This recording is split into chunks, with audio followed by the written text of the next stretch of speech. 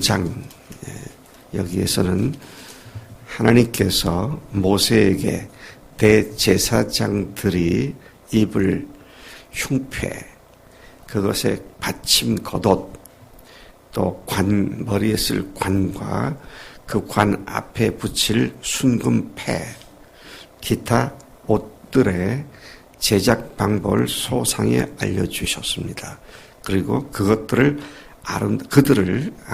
그러니까 아론과 그의 아들들을 아름답고 거룩하게 하여 제사장 직분을 위임하라고 명령한 것을 기록해 준 내용들이 오늘 읽은 본문 말씀이죠. 그것들 중에 어제 우리가 그의 옷에 관한 그 모든 그림을 다 보았습니다만은 특별히 오늘은 흉패와 또 12보석에 대한 얘기로부터 시작해서 마지막 관의 이야기까지 기록을 하고 있습니다.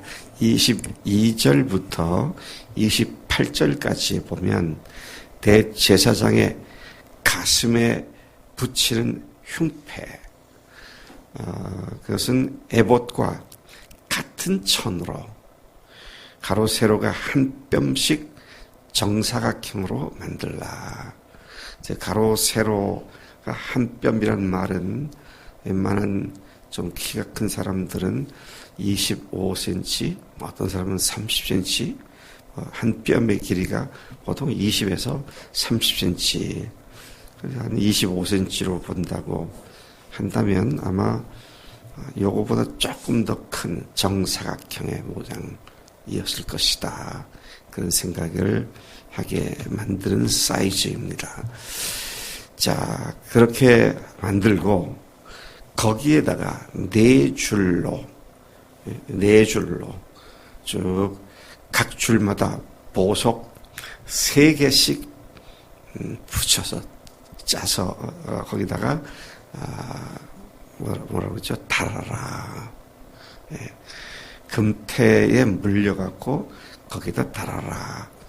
근데 거기에는 이스라엘의 각 지파의 12지파의 이름을 각각 하나씩 써서 그렇게 붙이도록 하라고 말씀하십니다.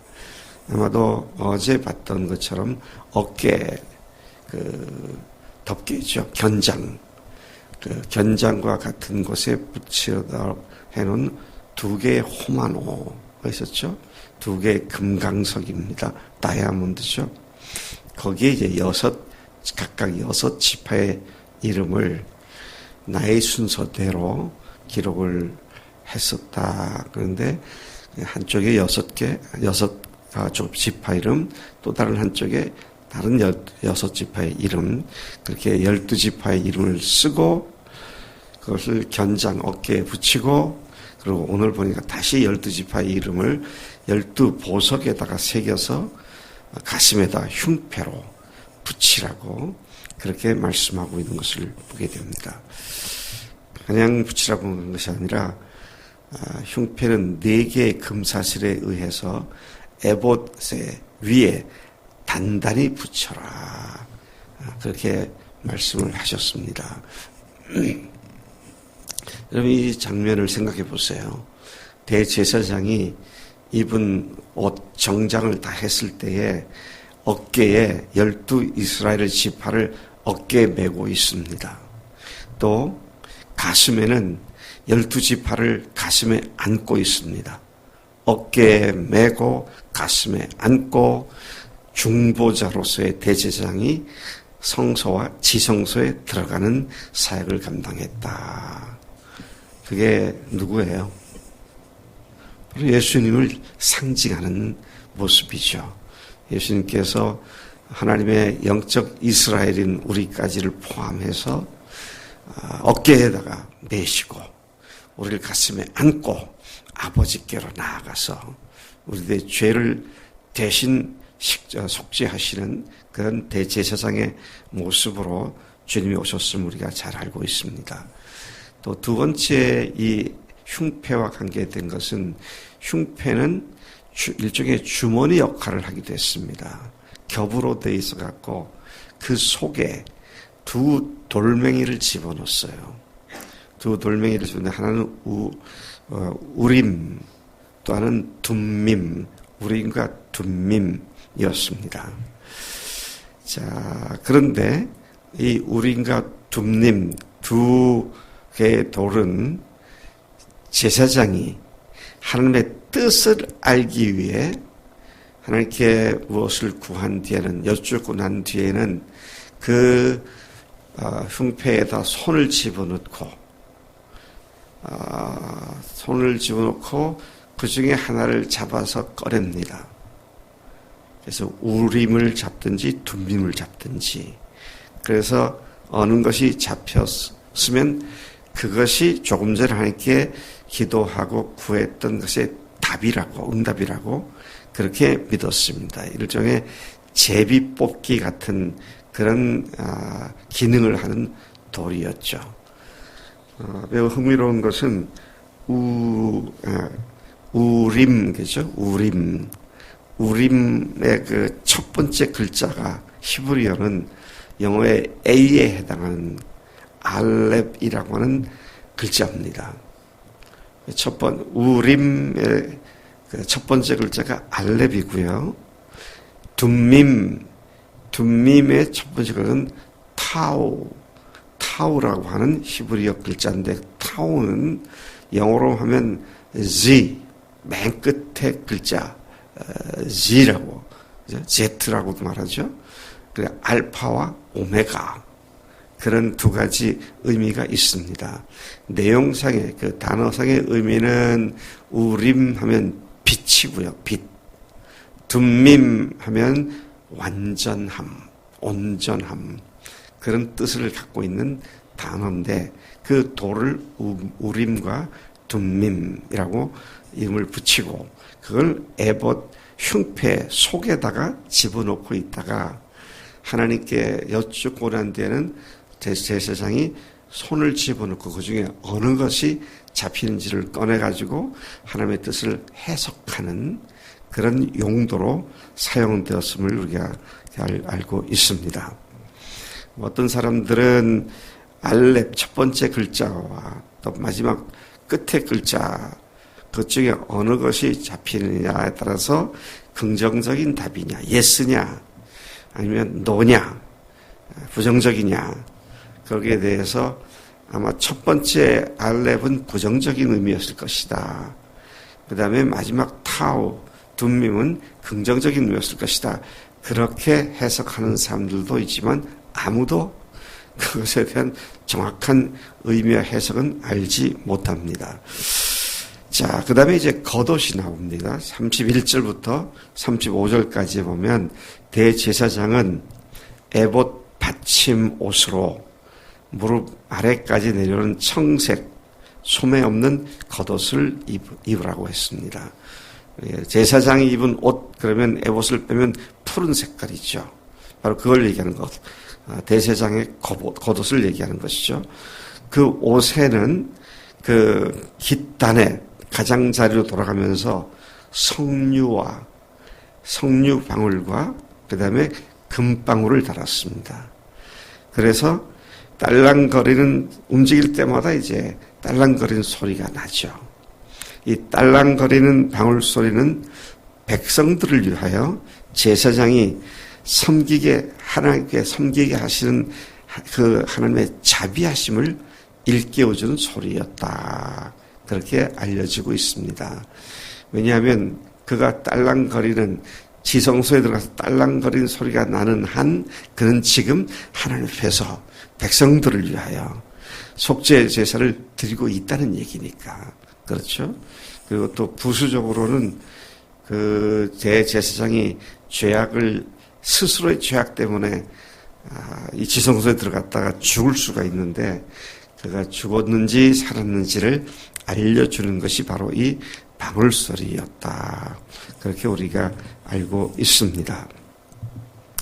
그 다음에 이제 그 제사장이 머리에 썼던 관하고요, 그 관 하단 전면에 붙였던 금패가 어떻게 만들어졌는지를 말씀하고 있죠. 36절부터 38절까지 말씀인데, 제사장은 배로, 관은 배로 만들었고, 관 앞면에는 여호와께 성결이라고 쓰여져 있는 정금으로, 순금으로 만든 패가 있도록 했습니다. 이 거룩한 패는 아론이 하나님 앞에 나아갈 때 백성의 죄를 담당했음을 보여주는 그런 것이었다. 그래서 여호와께 성결이라는 말은 이스라엘 백성들이 하나님 앞에 나아갈 때 항상 죄가 깨끗하게 속죄된 성결함으로 나아가는 것을 의미하는 것이었습니다. 또 마지막 속옷과 띠가 나오죠. 39절부터 마지막 43절까지 가는 배실 속옷은 에봇의 겉옷 안에 입는 개인 흰옷이었습니다. 여기서는 이 속옷은 고이 팬티가 아니고요. 팬티 위에 입는 하얀 긴 속옷이었죠. 굳이 말하면 여자들 옛날에 한복 입을 때 속치마 있잖아요. 그런 것 같은 역할을 한 것이죠. 띠는 그들의 그 속옷에 매는 띠는 제사장의 허리를 묶어주는 넓은 띠였고요.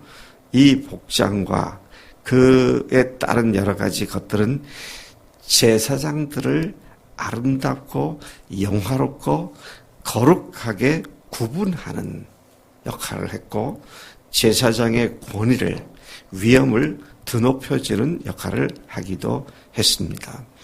하나님의 가장 두드러지는 특성이 뭡니까? 하나님 하면 제일 크게 손꼽히는 그 특성이 뭐예요? 거룩입니다. 거룩이죠. 그분의 거룩하심인데, 그러므로 제사장들은 거룩하신 하나님께 성별된 경건심을 가지고 나아가야 했습니다. 그렇지 않으면 자신의 죄 때문에 죽게 되었습니다. 아론과 그의 아들들은 기름 부음을 받고 성막에 들어갔고 제단으로 나아갔습니다. 그들은 옷을 하나님의 말씀대로 철저히 갖추고 나아갔고, 제사장의 온전한 옷은 하나님 앞에 나가는 최대의 경건의 표시이기도 했습니다. 그리고 딸랑거리는 방울 소리는 하나님의 무한하신 사랑을 상기시키는, 하나님의 사랑을 알리는 소리였다. 자, 오늘 우리는 이 대제사장의 복장과 그 의미를 다시 한번 생각하게 되었는데요. 대제사장은 백성들과 하나님 사이의 중보자였습니다. 그가 하는 일은, 가장 특징적인 일은 중보자였습니다. 하나님과 백성 사이를 화목하게 하는 일이었습니다. 하나님의 거룩함에, 이스라엘 백성들이 거룩함에 함께 동참하게 하는 자였습니다. 어떤 모로보드라든지 예수님은 바로 이 대제사장이시죠. 히브리서 전체가 그분이 대제사장이었고, 대제사장으로서 자신의 몸을 희생제물로 드리셨다. 히브리서 전체가 그 말씀을 하고 있습니다. 흉패 안에 있는 우림과 둠밈, 백성들 사이에 중요한 일이 발생했을 때에 제비 뽑듯이 판결기구로 사용한 것인데요. 그것은 중요한 판결을 사람이 아니라 하나님의 손에 맡기고, 하나님께서 그분이 백성들을 사랑하시는 인도하심을 믿고 그분의 손에 맡겨 결정하겠다고 하는, 그야말로 주님께 온전히 의탁하는 그런 의미의 두 돌들이기도 했죠. 그래서 여러분, 우리가 계획을 하고 주님 앞에서 무엇을 계획을 한다 할지라도 전적으로 주님께 의지해야만 이 일이 가능하죠. 네. 여러분, 세상에서 진급을 하려고 그러면, 승진하려고 그러면 윗사람한테 잘 보여야 돼요. 그래서 선물이지 뇌물도 갖다 바치기도 하고 그러잖아요. 근데 그리스도인들은 어떻게 합니까? 그게 누구 손에 달렸어요? 과장, 부장, 이사 손에 달렸습니까? 주임 손에 달렸잖아요. 완전히 그분을 의탁하는 믿음. 그래서 여러분, 크고 작은 모든 일에 그분의 로드십, 주님 되심을 인정한다면 그분께 맡기고 나아가는 것이 당연한 일이죠. 그렇게 생각하면 어떻습니까? 걱정할 일이 없죠. 그분이 하실 테니까. 아멘이시죠? 하나님 아버지 감사합니다. 이 아침에 대제사장 되시는 예수님을 상징적으로 표상으로 보여주신 대제사장의 옷들과 흉패와 어깨와지와 또 관에 있는 금띠를 우리가 생각하며 우리의 대제사장 되시는 예수님을 감사하고 찬양합니다. 하나님, 우리가 오늘도 살아가는데 매 걸음걸이마다 주님이 주관하시는 천하의 대주제이심을 믿고 온전히 의지하고 의탁하고 사는 우리가 되도록 인도하실 줄로 믿습니다. 감사하고 예수님의 이름으로 기도를 쌉나이다. 아멘, 아멘.